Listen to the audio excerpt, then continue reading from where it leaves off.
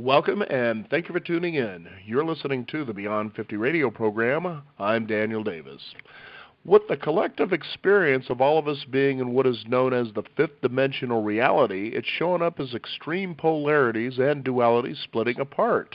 After all, we're seeing a lot of these large protests turning into huge riots. We've got a global economic collapse, a pandemic, and who knows, maybe asteroids coming and hitting Earth this fall, as long as a lot of other threats. On the program today, we're joined by mystic healer Sonia Grace. She's internationally known, who offers immediate stability, clarity, and guidance to people around the world. She is an energy surgeon who defies time and space with her ability to spirit travel to work with her clients wherever they are in the world. I'd like to welcome to the Beyond 50 radio program today our guest, mystic healer Sonia Grace. Sonia, thank you for being back on the program. Hey, Dan. It's always good to talk to you. Thanks for having me back. So what is going on around the Earth that we're all experiencing so simultaneously on an energetic level? Well, if you were to imagine the human race, coming here to Earth 20 million years ago, we were still in the fourth dimension. So all our species has ever known is the vibration of the fourth dimension. And that vibration had everything to do with everybody moving up into their hearts. You and I talked about this before. It's kind of like when you look back at past wars. We went to war over the love of a woman. We went to war over the love of something, that was being fought for, but it always had to do with love. We had people like William Shakespeare, and we had the Beatles. I mean, we had really profound messages of love during the fourth dimension. So when that ended, it was the end of the Mayan calendar in 2012. And the minute that ended, we moved into a vibration that we've never experienced before. And of course, it was just the edge of the fifth dimension when we started moving in. And if you think of the fifth dimension like a giant pie, we're still at the edge, and we keep moving in like we're going to go towards the center of that pie. And the further we go into it, the more intense it gets. And I swear, every day there is like a different vibration and a different feeling and new things happening around the globe. And everybody's experiencing this, no matter what culture, no matter what country, wherever they are, everyone is experiencing sort of this acceleration of time and space. So what do you think we're required to do to adjust in terms of our own individual frequency? Right. We really need to, gosh, Dan, I think everybody really needs to learn how to meditate, because at this point, given what the fifth dimension is about, it's moved everybody up into the throat. It's all about expression. It's all about being heard. Oh, my God, if you get on social media... Boy, you nailed that one, haven't you? I mean, it seems to me everybody wants to be heard, but nobody wants to listen. Exactly, because most people around the globe are wounded in this area. Most people grew up feeling like they weren't heard, feeling like they weren't seen, feeling like their feelings weren't valid. So now we've got this massive social media deal going on where people are getting to express themselves, and there's no boundaries. There's no, hey, this is a healthy way to express yourself. It's just a free-for-all of very unhealthy behavior. And people do want to be heard. I mean, they want their story known.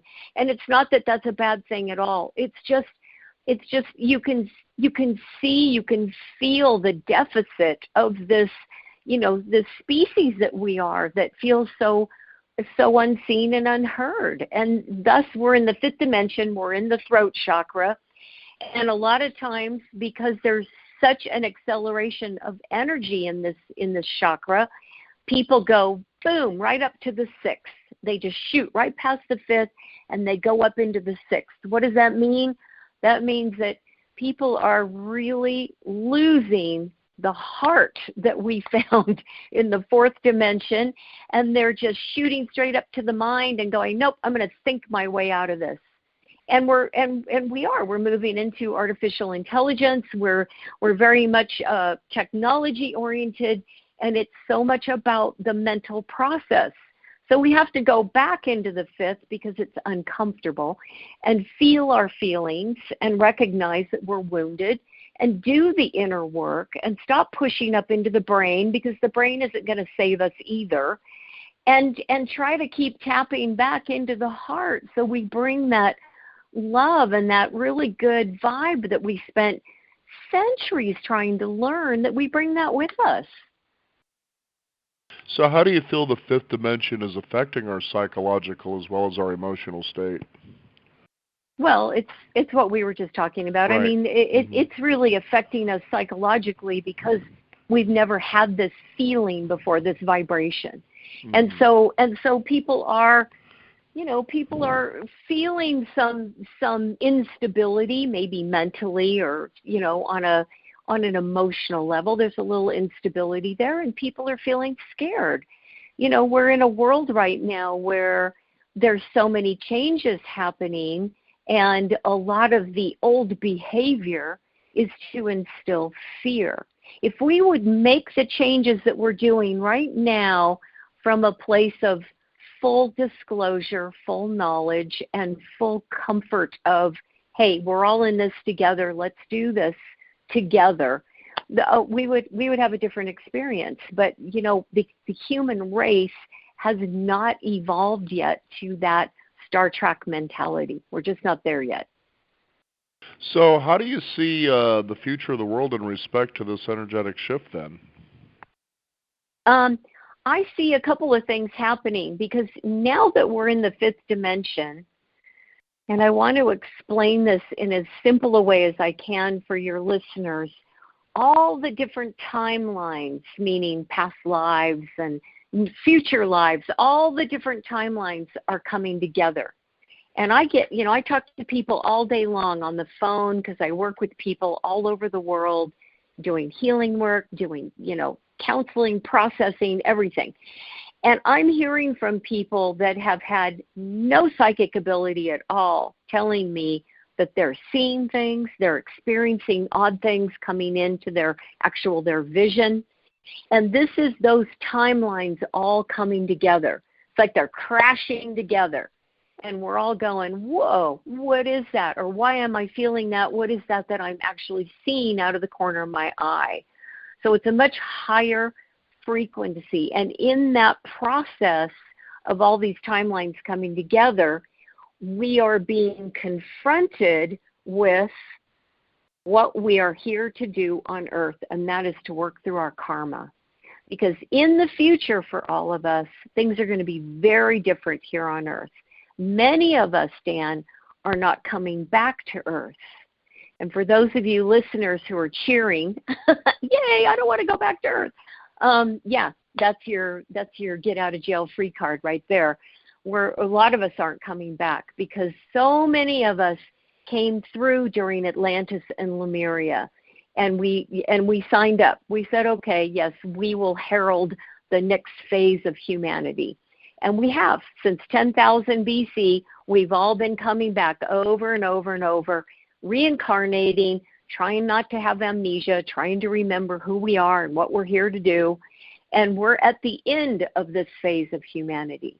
All those little babies being born, all those really small children right now, they are star seeds, just like we were star seeds at the end of Atlantis and Lemuria.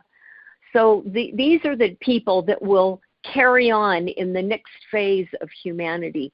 And we have to pass the baton to them. And hopefully we do it consciously. We do it from a place of, okay, I know what you guys just signed up for. Let me help you the way that the Atlantean and Lemurian people helped us.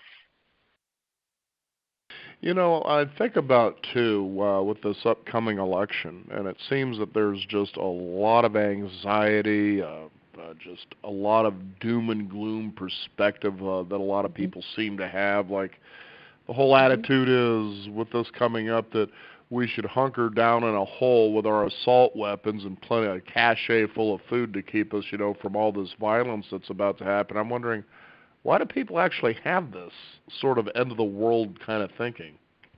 Because many of those people actually have the subconscious memory of Atlantis and Lemuria falling. So many of us experience the fall of those great civilizations. And I'm talking massive earthquakes, comets hitting the earth, land masses dropping into the ocean, thousands upon thousands of people dying. Many of us have that cellular memory. And so it's hard knowing at that deep soul level that we're coming to the end of this phase, that we don't just trigger and go right into, yep, it's all going to self-implode. So going back to what I was just saying, all the timelines are coming together. We are also at a very important junction, and that is we're deciding which timeline we want to move into. The fifth dimension is like a great train station. It's got all kinds of different energies. This is why there's so much alien life coming to Earth right now, because there's literally an easier way for portals to open up into this frequency. And it's the same for us. We can actually make that conscious shift into a different timeline during the fifth dimension. Some people are spiritually there and understanding that, and some people are new to this and probably scratching their heads going, what does she mean? I just watched Dr. Strange. I sort of get it, but I don't. And Dr. Strange, huh? I love Dr. Strange. And so it's really about our inner process. It's about going inside, meditating, processing all those unresolved emotional wounds so that we can be conscious enough and clear enough that we are actually able to shift into a different timeline. And I know this sounds sort of bizarre, but I really see things going kind of south for many of these unfolding events on Earth. But at the same time, I see sort of this whole conscious group of people moving into a different timeline and having a completely different experience. And no, Dan, that doesn't make sense. But it does if you understand energy. I'm serious. Now, how can people change then their karmic experience? Did you ask me, can people change it? Yeah, how can people, or what can people do to change that karmic experience? Yes, okay. So the biggest way people individually can heal their karma is to forgive other people, to forgive themselves, to do a really deep process of forgiveness, because we're so casual about forgiveness. I mean, it's almost like it's been beaten into our heads for so long in different religions that we really have forgotten the true meaning of forgiveness. But I tell you, Dan, when I talk to people on the other side, when I am, helping my clients and grandma comes through or mom comes through, one of the first things people will say is, please tell Johnny I'm sorry, or, please tell Mary I didn't mean for that to happen, and ask her to forgive me. It's like so common. Because we don't forgive. At a deep soul level, we don't forgive. We may say, oh, yeah, I forgave them. But secretly, we're holding this resentment and anger inside of us going, yeah, well, I'm still pissed. Yeah, no kidding. It's kind of crazy how this thing is. And you kind of wonder, too, as we talk about the fifth dimension, how do you see this kind of energy affecting the entire solar system, let alone maybe even the galaxy itself? Well, I think if you follow, space news or any of these, things that are covering what's going on, what I've been seeing is a lot of the planets in our solar system are having major stuff go on just like Earth is. I mean, there's serious things happening in our solar system. And the one thing I want to bring up to you that I find fascinating, and scientists don't know what it is there is an anomaly that's huge that spans from South America to Africa in our electromagnetic field. And all the flights that are supposed to go through there have to go around it because they lose their instruments when they fly through it. They have no navigation. So scientists are scratching their heads going, what is this and why is this? And, honestly, what I'm getting is it's alien. It's very alien in nature. And it has something to do with a presence and energy that is holding space for Earth. Wow. Right in our electromagnetic field. Yeah, there you go. Thinking about all this alone, I feel encouraged about a lot of things. I suppose it's a matter of, as you said earlier, get out of your head, get back into your heart, and kind of let that guide you through all this, and don't get Correct. caught up in how everybody else feels about what they think is about to happen. And believe me, that stuff's just driving me nuts. I get tired of listening to it because it seems within every election cycle to a degree since I've been around, you sort of, it's been highly escalated this more than ever that I've seen, but still, you pretty much see the same thing over and over and over again. And you wonder, what the big takeaway is about humanity and our ability or perhaps our inability to deal with this big of a change with what's going on. Right. And the thing I can say about that in terms of, hope and feeling like we are going to survive all of this is we're pretty tough as a species. We've gone through some really hellacious times in past centuries, and we've survived. And I feel that this is mild. If you and I were to compare, hey, Dan, remember that lifetime we had in the 1500s together in England, and everybody was being hauled off as a heretic and burned at the stake, and the plague came through and took, all thousands of people's lives. We're doing pretty good this time around. We have been here before. We have dealt with plague before. We've dealt with,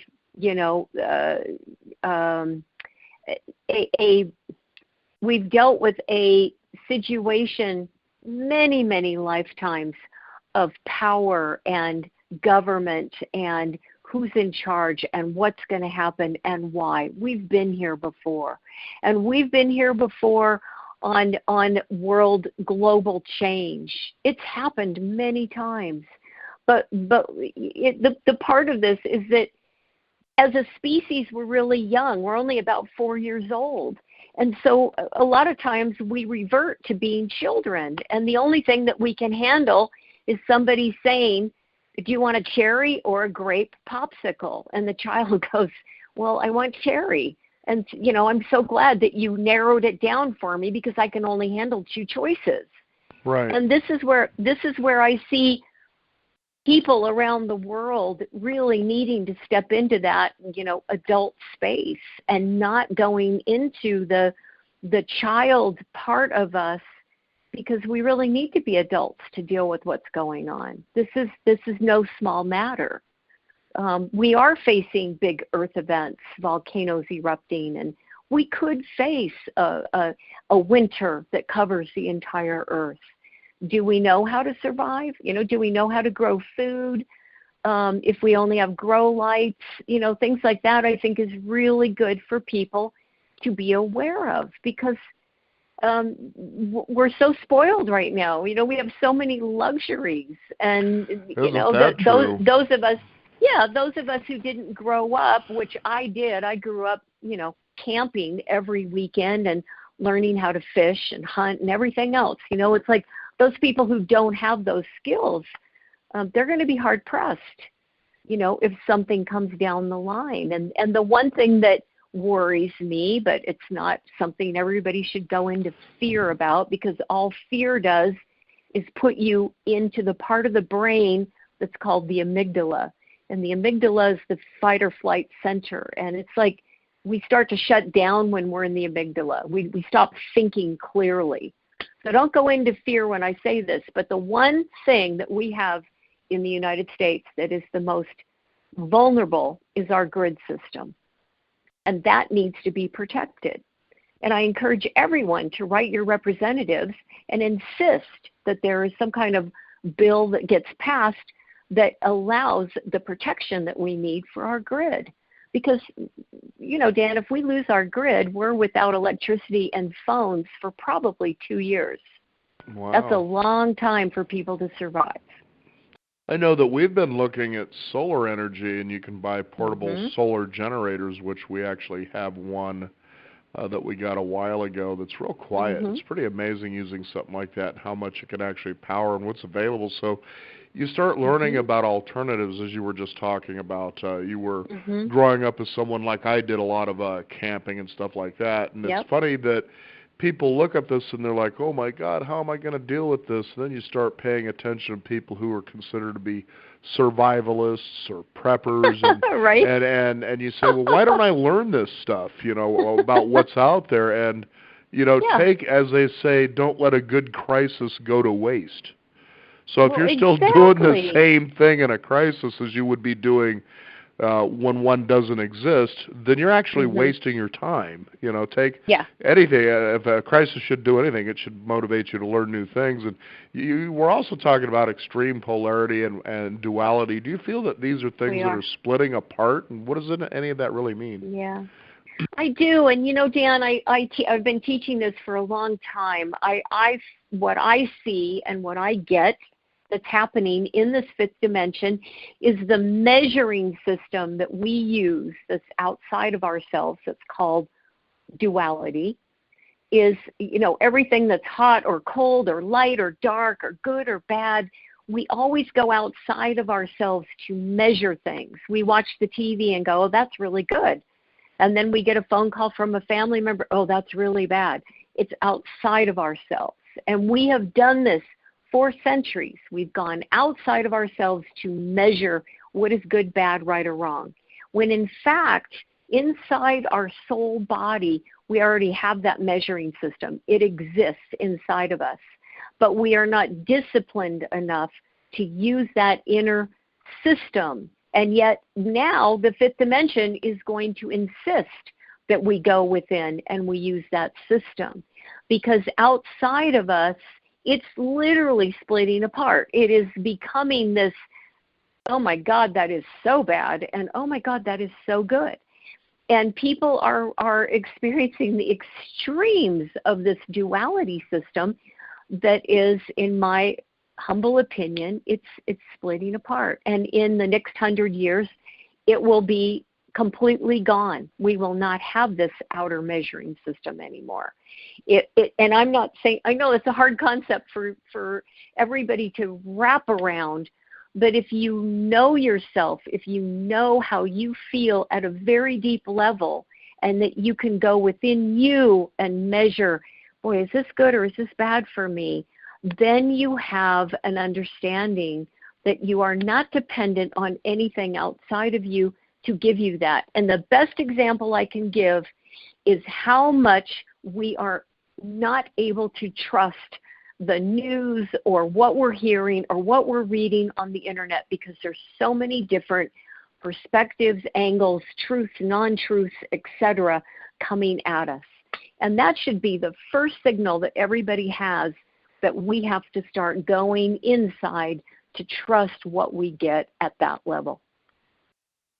Yeah, there is a lot of things that you can learn or at least discover on the internet. And one of those discoveries, since we're talking about duality, is I came across something that was a fascinating story, that as people look at Donald Trump as our president, what they may not be aware of, and I don't know how true this is, but as I was hearing this story, it seemed to have a lot of credence to it, and that is this, that he is not really our commander-in-chief. There's a guy by the name of Robert Gould who apparently recaptured the flag of the United States in an 18-day period where Great Britain had actually kind of released its control for a bit.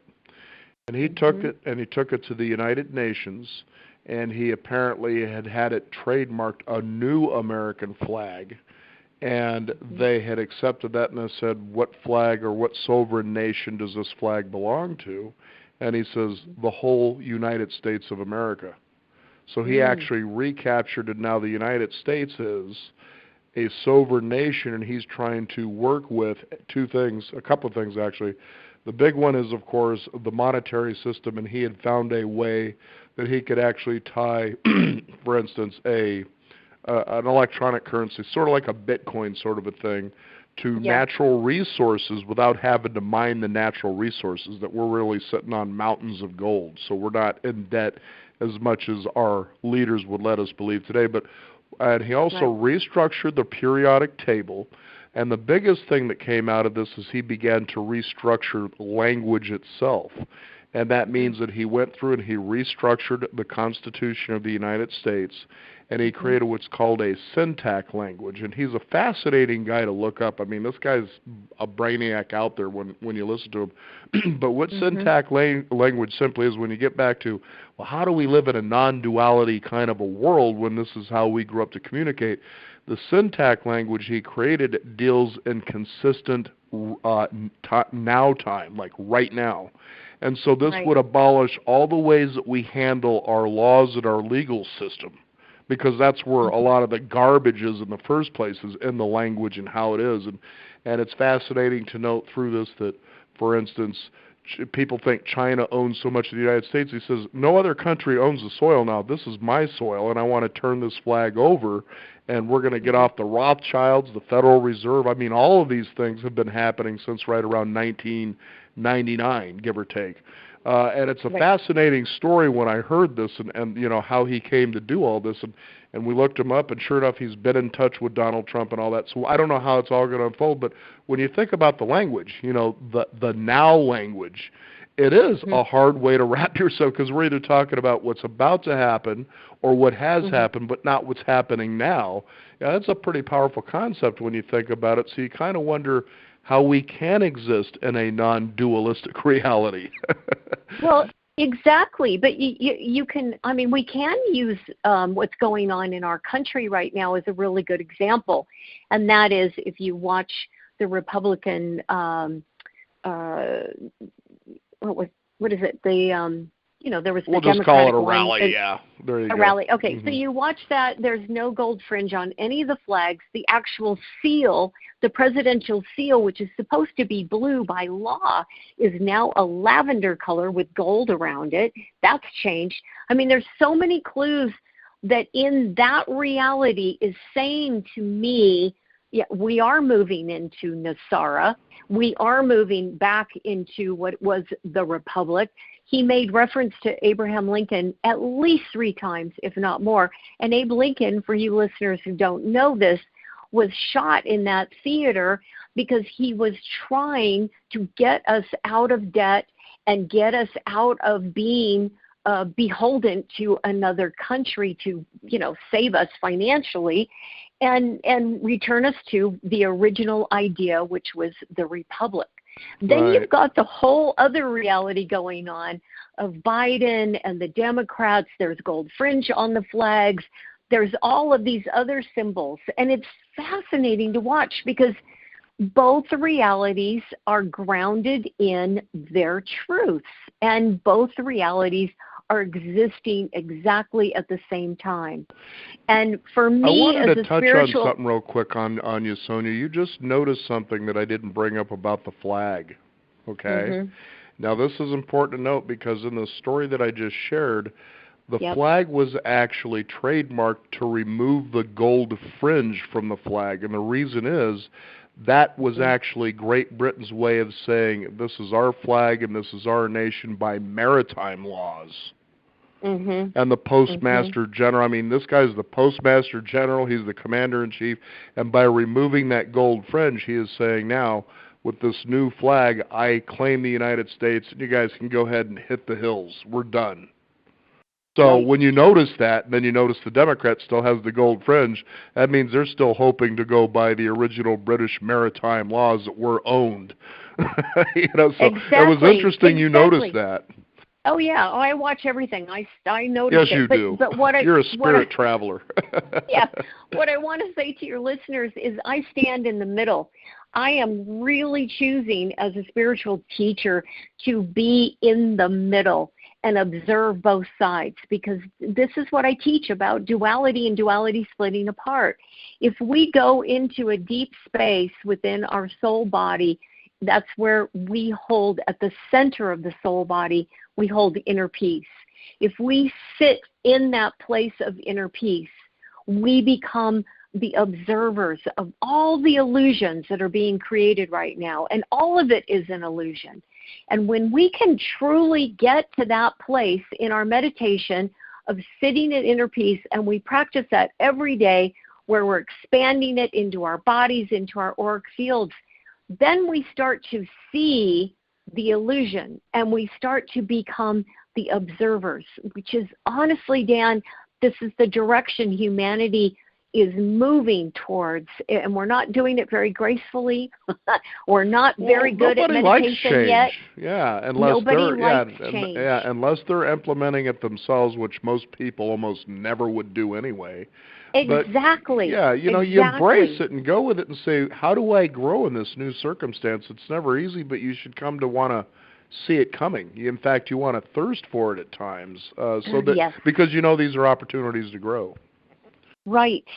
They are. They're opportunities to grow, and they are opportunities for us to learn that there is a bigger picture than what is being presented. It's not just, do you want cherry or do you want grape? There's a much bigger picture. There's a whole box of popsicles of different flavors. Now, I know that you have been on Coast to Coast several times, and you've also been on speaking tours with George Norrie, especially when it comes to things like aliens. Now, maybe there are people out there that say, well, I think that's all kind of crazy, and then there are those that wonder, and then there's those that believe. But would you say that if we think about an alien species, do they live in a non-dualistic reality? Yes, they do. Okay. And the thing that's really different about alien species and humans is humans are very young. We are a very, very young race of beings. Our soul body that inhabits this human body is infinite. We have always been, we will always be. Aliens, like humans, often have a more human-ish looking form, although I've seen some that don't at all.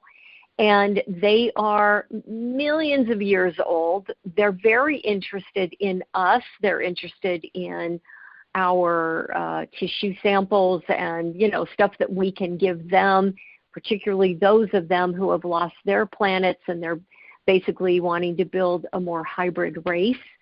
We've been studied. We've been implanted. We've been influenced. We've been infiltrated. And I tell people all the time, some of the wars that have been fought on Earth is not between humans, it's between different alien races using humans. Because, when you sit humans down together, they generally want the same things across the board. People want to feel safe, they want to have food, they want to care for their families, and they want to have a peaceful society. So we're influenced all the time. Yes, the alien world can take a more spirit form. They're unseen. They can take physical form. We watched that in the movie Signs with Mel Gibson. Those really creepy aliens would take physical form, and then they would, disappear. It is true. They can do that. And, people don't realize how prevalent they are here on Earth. That's not meant to scare anyone. That's not meaning that you should, stay inside and be afraid to go outside. It just means we got, it's like the post that I did on Instagram, which is the real Sonia Grace. I posted a saber-toothed tiger, and I said, 300,000 years ago, this is what we feared. This is why we didn't want to go outside of our cave dwelling, because we were going to get eaten by a saber-toothed tiger. And here we are today, hunkered down, afraid, not going outside, got to wear a mask. It's going to get me. Well, guess what? We're all going to die at some point. That's the fact. It's a part of our journey here on Earth. So whether you want to be afraid of an unseen virus or an unseen alien or a saber-toothed tiger, that's part of the human experience. That's what we go through. Or here in the United States, the Internal Revenue Service. Speaking of that kind of fear, when you think about the emotional palette of, humans, would you say it's about the same as aliens, or do you think they vary? No, because when we're born as humans, we are handed, a palette with all the emotions on it, and we paint our world with those emotions. Oh, I feel angry today, and I'm a little resentful towards him, and I feel a little bit better now. I'm having a little bit of joy and happiness, but I'm still got that resentment going on. It's like we're always painting our world with our feelings, and those feelings are the connective tissue between us and other people. When we connect our energy, my anger goes out and you're angry about something and we connect on it. Yeah, that really made me mad. You're like, yeah, I'm mad about it too. And we let our energy connect on that. We're just spinning the karma wheel one more time. We're going, okay, yep, let's do it one more time. When we ground those emotional feelings, when we ground that energy into the earth, then we stop that karmic wheel from spinning. That's when we learn to take responsibility for this beautiful palette of, emotional experiences. And no, aliens don't have that. Aliens do not have the emotional palette. They are void of emotions because they're, quite frankly, much more evolved, and they are existing in a much higher vibration than even what we feel and experience in the fifth dimension. So it sounds to me, too, from what you've been saying, aliens have been around and been involved in the development with humans going quite a way back, hasn't it? Yes, totally. How far back would you say? Well, honestly, I think since the beginning of time. I think aliens have been influencing us just like demigods have helped create societies since humans came here to Earth.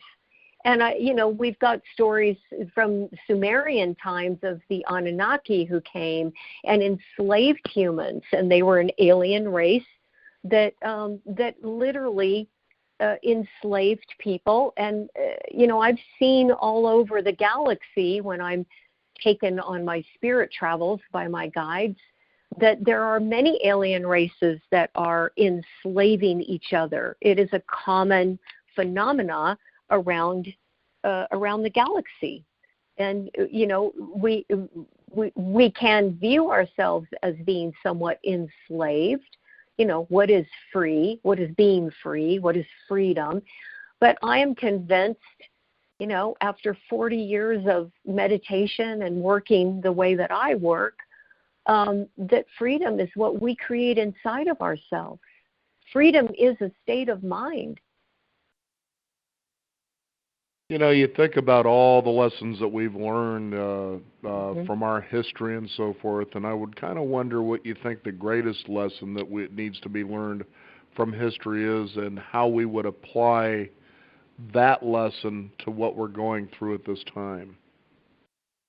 Well, if you look back through history, Dan, there's always been a need for power and control and dominance. And there's been some pretty bloody, awful things that have happened to people because of power, control, and dominance. And I think if there's anything that we can learn from history at this time, is we are truly here to work through our karma.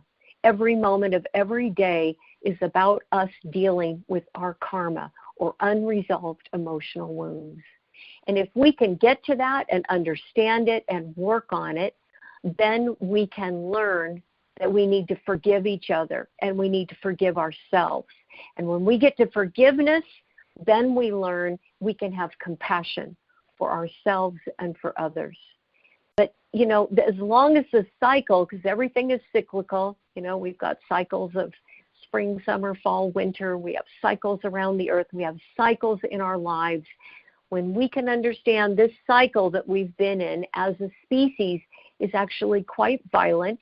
It has to do with power and control and feeling some kind of dominance because, we're living in an illusion.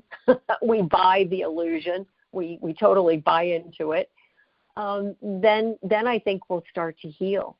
But, the collective karma on this, what I just brought up, these wars, this dominance and power, the collective karma of that is what we all keep cycling around. And that's fear, that's betrayal, that's abandonment, all of the shock, horror, all of those things that we've all gone through. And we've got to realize that, every time we feel those feelings and we jump on that big pattern cycle, then we're just reliving it one more time.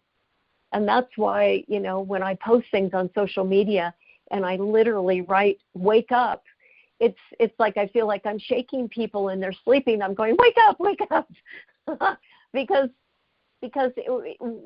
this is such an illusion. We are in a giant illusion, and we can break free of it if we wake up. Yay! A lot of work to do, that's for sure. I guess I have a final question about all this, because karma comes up and that's what we're all working through. How do we know, or what do we feel when that has been achieved? What does that look like? When it's been achieved and we have actually cleared things karmically, we're able to really stay in a state of inner peace. We're able to apply that point of observation and calm inner peace to any situation that we observe. We're able to sit back and go, oh, look, there was a bomb that just went off in Beirut, Lebanon. Okay, so let's think about this and what happened and why. And let's, definitely hold the people that are injured or killed in a place of love and care and compassion. And let's keep observing and allowing that inner peace to literally spread around the world. Because you know what, Dan?